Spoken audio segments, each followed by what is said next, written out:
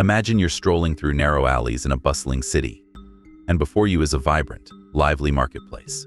You're immersed in the hurrying crowd, passing by stalls overflowing with all sorts of goods from clothing, fruits, to electronics. You can buy any kind of household item or food at such a bustling market. And even more, you can choose your future spouse.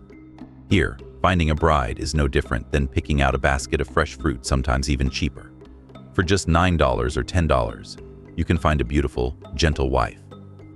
But don't let the simplicity of appearances fool you. Behind the cheap price of these marriages lies a complex web of social, cultural, and even sexual issues. In many cases, the value of a bride is not only measured by the dowry her family brings, but also depends on factors like age, appearance, and virginity. This journey holds more complications and surprises than you might think. Today we will delve into the intriguing stories behind these peculiar marriages. Number 1. Buy a wife at the market in Malaysia. Buying a wife for just $9. This might sound unbelievable, but it's one of the strange marriage traditions that still exist around the world. If love is an investment, then in Malaysia, it manifests clearly at the market. Here, love and beauty are treated as commodities for sale. This bizarre market seems like a paradise for those who want to find love by investing money into happiness, and the price can be surprisingly low. At this market, countless beautiful women with pearl white skin and long, flowing black hair can be found. A familiar image is them sitting and waiting for buyers behind a veil, looking as beautiful and appealing as fresh baskets of vegetables. However, you may be deceived, as the price varies, and not every man can afford these stunning women. The price is adjusted based on the region and tradition. For example, in Kuala Lumpur, this sum could be around $9, while in other areas such as Selangor, the price could be higher, up to $65. In addition to cash, gold, silver, or other valuable assets are also accepted. However, these become the bride's personal property and cannot be taken by her husband's family or others. Additionally, wang hantaran, also known as the gift money, can range from $1,000 to $2,100, depending on the financial capacity of the family, and sometimes even higher in wealthy or upper-class families. However, this money does not belong to the bride, but is often used to support the wedding expenses. Buying a wife is said to bring a certain economic value and is often symbolic. However, this practice is gradually changing in many modern regions, with many couples only requiring a symbolic amount, or even forgoing it altogether, reflecting a new trend towards marriages that are less of a financial burden. Although financial exchanges in marriages in Malaysia appear to be just part of the tradition, few realize the deep and sometimes controversial impacts it has on women. In some other countries, the practice of buying a wife extends beyond the borders, even involving foreign brides. One of these countries is China. Let's delve into the truth behind these cross-border marriage transactions. In the world's most populous country, a severe gender imbalance has driven men to seek foreign brides. Due to the one-child policy from 1979 to 2015 and the preference for male offspring, China now has around 30 to 40 million more men than women, especially in rural areas, where finding a wife has become extremely difficult due to economic, cultural, and social shortcomings. Many men, unable to find a wife domestically, have turned to the bride-buying market, not only within China but also from abroad. Women from neighboring countries such as Myanmar, Vietnam, Cambodia, Pakistan, and North Korea often become victims of bride trafficking. The prices in these regions are usually low and within reach for low-income men in China. The selection of brides to be brought into China often occurs through marriage brokerage channels, but also through illegal trafficking, including bride trafficking. Many women from countries like Myanmar, Vietnam, and Cambodia are deceived by human traffickers with prices ranging from $3,000 to $13,000. After marriage, these women are often controlled, deprived of freedom of movement, and forced to bear children. Next is legal marriage brokerage. Some men in China use legal matchmaking services to find brides from Southeast Asian countries like Vietnam, Myanmar, and Cambodia. These services often organize trips to these countries for Chinese men to meet and get to know potential brides. While many services are considered legal, there are still cases of abuse, exploiting matchmaking for the trafficking of women. There are also cases where impoverished families voluntarily sell their daughters for a low price. In some Southeast Asian countries, especially in poorer regions, This happens when families face financial hardships. Additionally, brides are also selected through social media. With the rise of technology, some traffickers or marriage brokers use social media platforms to connect with women in Southeast Asia. They may make promises of marriage or employment, then bring the women across borders for marriage without their true consent. What do you think about the fact that many Southeast Asian women are deceived or trafficked to China to become wives? Is this social injustice or a consequence of gender imbalance and economic pressure? Share your opinion in the comments section of this video. While China is grappling with the issue of bride trafficking due to gender imbalance, Egypt is home to a controversial form of cheap bride buying. Here, marriage is replaced by a temporary marriage contract with prices as low as $9. But what is the truth behind this peculiar practice? Temporary marriage in Egypt allows a couple to sign a time-limited contract with prices that can be incredibly low, sometimes just $9. Yes, you heard it right. For a price lower than a meal in many high-cost countries, you can buy a bride of your choosing without bearing the responsibilities typically expected in a traditional marriage. In recent years, nikah misyar, a type of contractual marriage, has been gaining attention in Egypt. Although there are no official statistics on its prevalence, this form of marriage is recognized as valid by both Egyptian law and Islamic jurisprudence. These contractual marriages take place for a variety of reasons, but primarily due to poverty, which forces young women to be seen as commodities to be sold by their families in exchange for money. Some impoverished families in Egypt view their daughters as a means of financial gain. They need to marry off their daughters to cover living expenses, and while the price may be low, they are willing to accept it. In return, the women must give up certain rights, such as housing, financial support, or even the right for their husbands to spend the night with them. In other cases, some married men seek variety and pleasure. They don't want to divorce or cause a rift with their first wife, with whom they still share an emotional bond, but who may no longer fulfill their physical needs as before. This drives them to seek a temporary contractual marriage, free from long-term legal responsibilities. They only need to pay a low price to satisfy their sexual or emotional desires. Additionally, the rising number of unmarried women unable to marry due to the high dowry and wedding costs, or the rising divorce rate, also plays a role. Many women agree to become second or third wives and forgo some of their rights. Some women also need to stay at home to care for family members, or they may have disabilities, with their families unwilling to burden a husband with obligations he may not be able to handle. This practice is currently a subject of intense debate, with many critics arguing that it is essentially legalized prostitution, where women are rented temporarily and abandoned after the contract ends. There are also concerns that these relationships undermine traditional marriage values and leave women vulnerable to exploitation. Critics view this as a disguised form of sexual relations that offers no financial protection or rights to women, making them more susceptible to exploitation and sexual abuse. On the other hand, many defend this form of marriage, arguing that it offers opportunities for those who struggle to marry while respecting Islamic legal requirements. The practice of buying a cheap wife in Egypt is considered one of the most peculiar marriage customs in the world. But did you know that in another African country, brides are exchanged not just for money but also for livestock? Let's now explore this strange tradition. Livestock is usually known as animals kept for economic and food purposes. However, in South Africa, where livestock is seen as a symbol of wealth, men can buy a wife by exchanging livestock with the bride's family. If you think this marriage practice is negative or harmful, you are completely mistaken. Why do I say that? In fact, this custom is called lobola, a long-standing cultural tradition that is still very popular in South Africa. Livestock is seen as a symbol that proves the man possesses enough economic capability to support a wife or a family. Moreover, giving livestock is a way for the groom's family to express gratitude and respect to the bride's parents for their role in raising her. Many outsiders might view the exchange of brides for livestock as a form of buying and selling, but in reality, lobola carries a deeper social and cultural meaning. It symbolizes the bond between two families and reflects the groom's commitment to the bride and her family. The bride price can vary significantly depending on the region, the wealth divide, and individual factors. In rural areas, lobola is still often paid in livestock, while in urban areas, the price has shifted to cash due to the lack of space for animal husbandry. Today, the price for a cow can range from a symbolic amount of about $14 to the market value of around $420, and the total number of cows required may range from 5 to 15, depending on factors such as the bride's age, education level, and social status. Additionally, with rising costs, some families have agreed to allow lobola payments in installments, sometimes over a lifetime.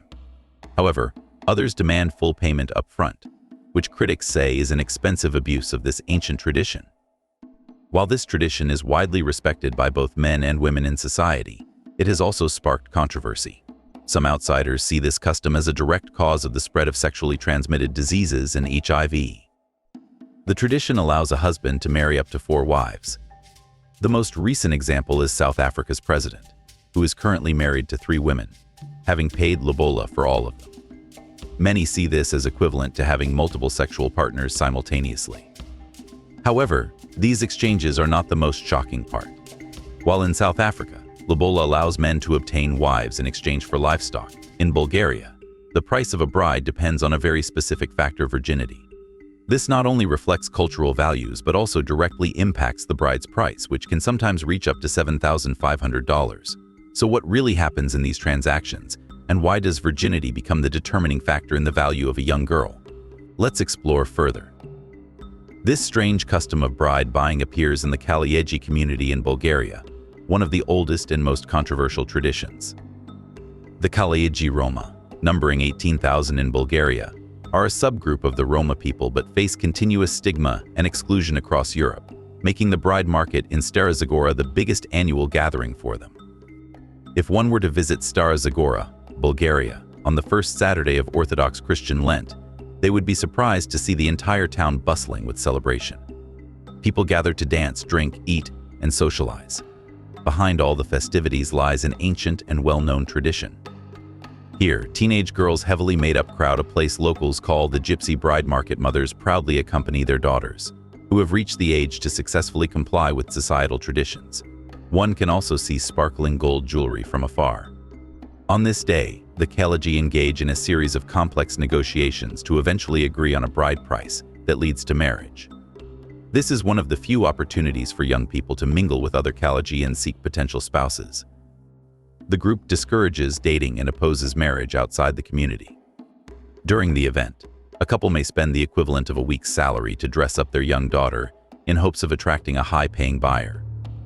The price for brides ranges from $7,500 to $11,300, with virginity being the most crucial factor. Virginity is seen as a symbol of purity and loyalty in Roma culture, and a guarantee of virginity can significantly raise the bride's value.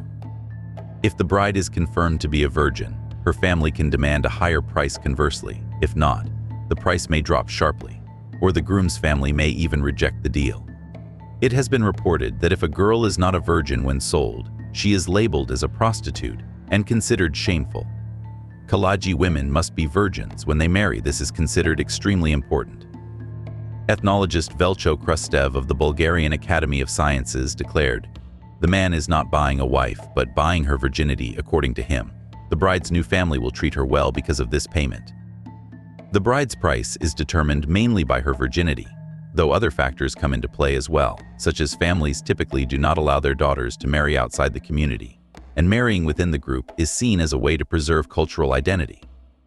As a result, wealthy families are willing to pay a high price to marry a bride who fits these standards. Additionally, the scarcity of eligible brides also drives up the price. Due to the restrictions on interacting with outsiders and the strict requirements for virginity, the number of brides meeting the criteria within the community is quite limited. Social pressure also plays a role.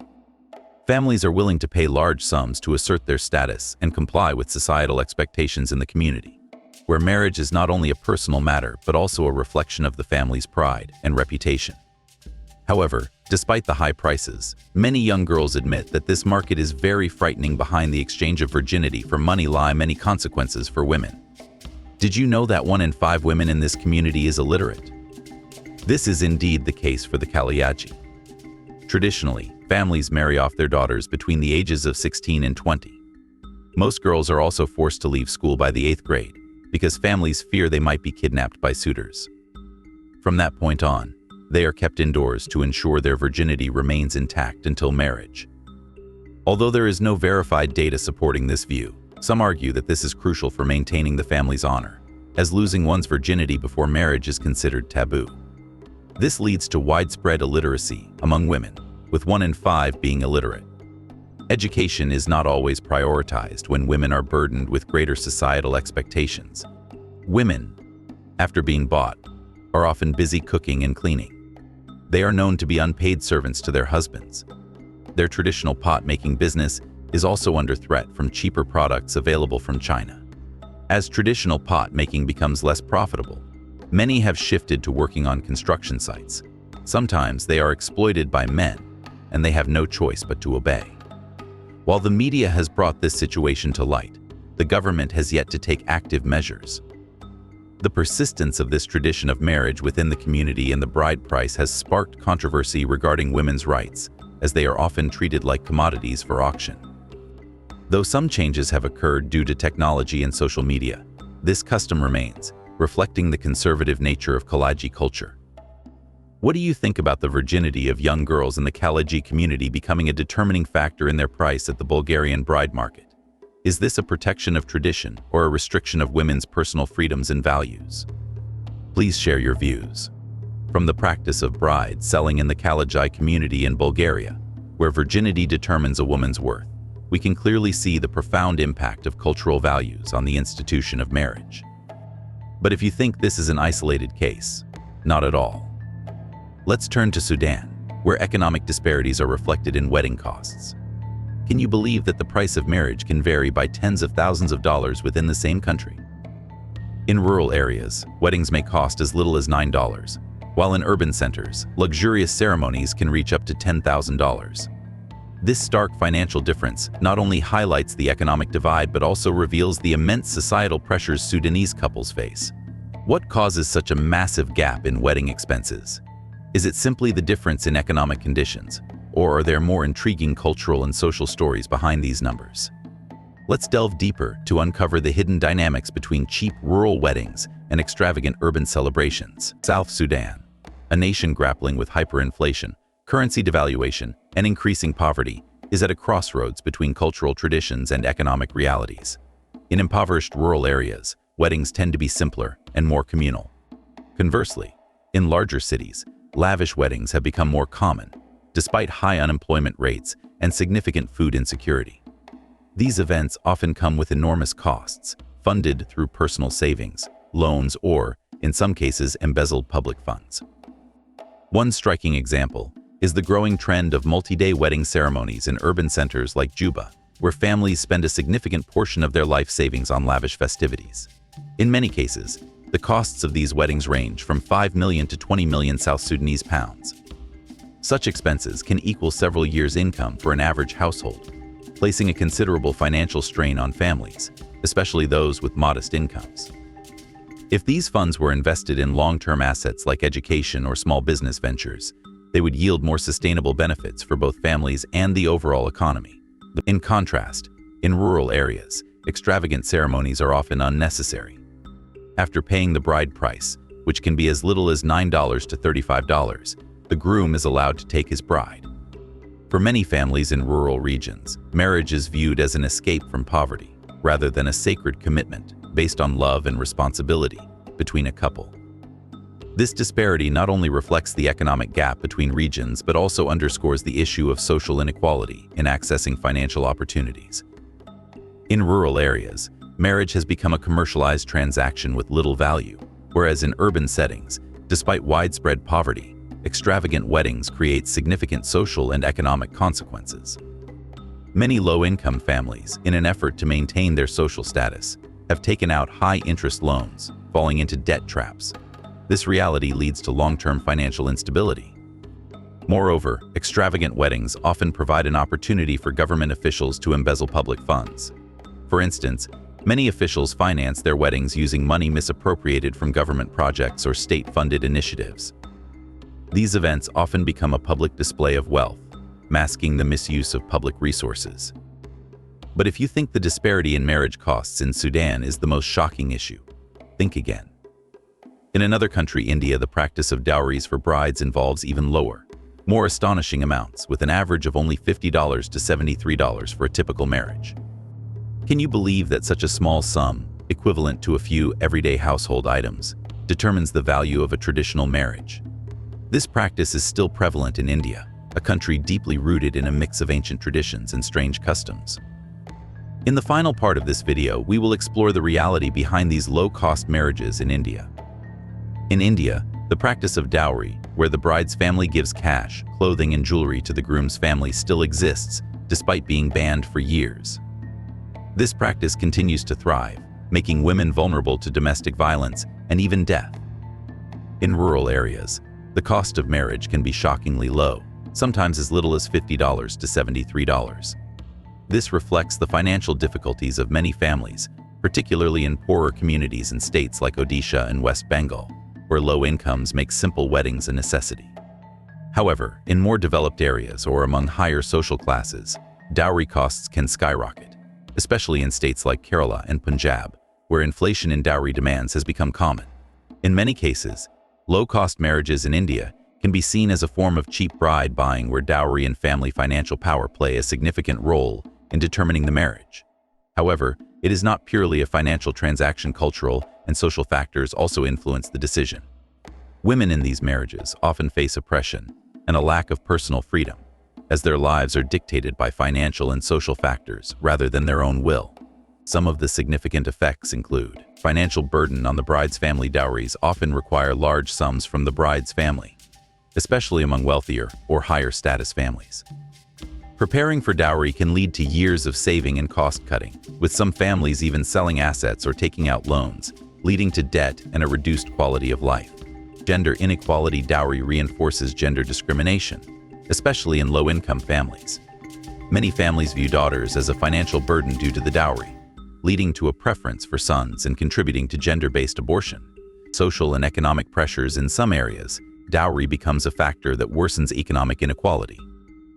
In regions like Kerala and Punjab, where dowry costs are inflated, lower-class families unable to afford the high costs may be excluded from marriage alliances, leading to significant social pressure and class stratification. Negative consequences for women. Dowry also leads to domestic violence and abuse if the groom's family is dissatisfied with the amount of money or property they receive.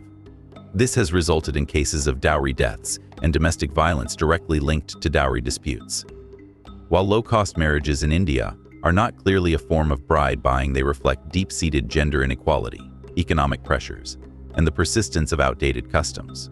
Brides in these marriages often suffer severe physical and mental consequences, as they have little control over their own lives. And you, what do you think about marriages in India costing as little as $50 to $73, where the bride's value is determined by dowry customs? Is this a form of modern bride buying or merely the continuation of long-standing traditional practices? At the end of our journey to explore the global marriage market, we see a complex and diverse picture, where marriage is not only the result of love but is also deeply influenced by cultural factors, economic and social. From sky-high bride prices in Bulgaria to low-cost temporary marriages in Egypt, or buying a wife in the market in Malaysia. Each tradition carries its own unique values, but at the same time poses many challenges for women's rights, the structure of family, and personal freedom. To discover more unique mysteries about different cultural traditions and marriage customs around the world, don't forget to subscribe to our channel. We will continue our journey to discover interesting stories and reveal many mysteries from countries and civilizations around the world.